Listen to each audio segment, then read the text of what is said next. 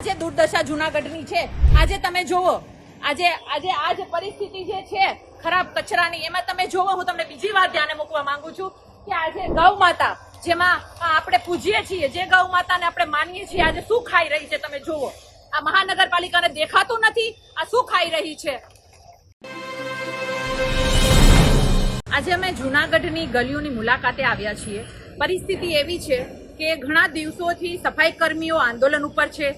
એની માંગણી પણ વ્યાજબી છે પણ ભાજપ શાસિત મહાનગરપાલિકા એમની માંગણીઓ પૂરી નથી કરી રહ્યું અને જૂનાગઢની આ દુર્દશા છે। ઓમ પણ જૂનાગઢ સ્વચ્છતાને લઈને પાછળ જ હતું પણ સફાઈ કર્મીઓની જે માંગણી છે એ માંગણીઓને લઈને લોકો કામ પર નથી આવતા। અમે સંપૂર્ણ રીતે સફાઈ કર્મીઓના સમર્થનમાં છીએ। અમારી લાગણી એમની સાથે છે અને અમે મહાનગરપાલિકાને કહીએ છીએ કે આ સફાઈ કર્મીઓની માંગણી જે છે કે ભાઈ અમને પણ પેન્શન મળવું જોઈએ। એ લોકો સફાઈ કરી અને એને સ્વાસ્થ્ય એનું બગડી જાય છે તો પોતે સ્વૈચ્છિક રીતે નિવૃત્તિ લઈને એના વારસદારને નોકરીમાં લાવી શકે આ પણ એક નિયમ હોવો જોઈએ। તો આવા અસંખ્ય બે ચાર મુદ્દાઓને લઈને એ લોકોની જે માંગણી છે એ માંગણી મહાનગરપાલિકા ભાજપ શાસિત જે મહાનગરપાલિકા છે જલ્દીમાં જલ્દી પૂર્ણ કરે।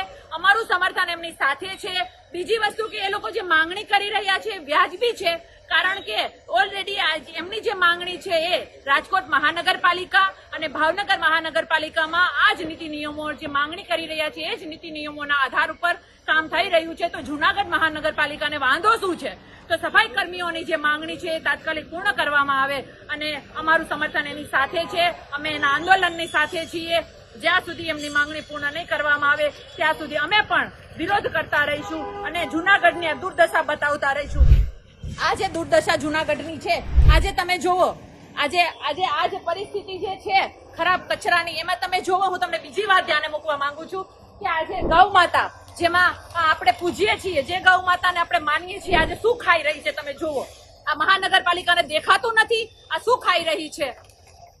સામે મંદિર છે જે ગંદકીમાં તમે ખાલી ગંદકી ના જોવો પરંતુ જે ગાય માતાઓ છે આ ગાય માતાઓ આજે શું ખાઈ રહી છે પ્લાસ્ટિક ખાઈ રહી છે કચરો ખાય છે। મહાનગરપાલિકા ભાજપ શાસિત મહાનગરપાલિકા ઊંઘતું છે અને સામે મંદિર છે એ પવિત્ર મંદિર કે જ્યાં પવિત્રતા હોવી જોઈએ આજે એને તમે ડમ્પિંગ બનાવી દીધું।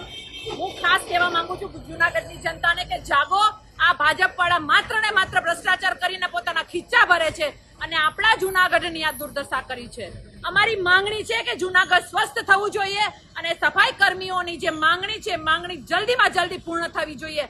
આગામી દિવસોમાં અમે લોકો પણ આંદોલન કરી અને મહાનગરપાલિકાની કચેરી પાસે કમિશનરશ્રી પાસે આવીશું મેયર પાસે આવીશું અને આ જૂનાગઢની દુર્દશા બતાવીશું અને એને સ્વસ્થ કરવાની માંગણી કરીએ છીએ। અમારું સંપૂર્ણ સમર્થન સફાઈ કર્મીઓને સાથે છે અને જૂનાગઢની જનતા માટે અમે સ્વચ્છતા માંગીએ છીએ આરોગ્ય માંગીએ છીએ અને આ અમારી ગંદકી જલ્દીમાં સાફ થવી જોઈએ।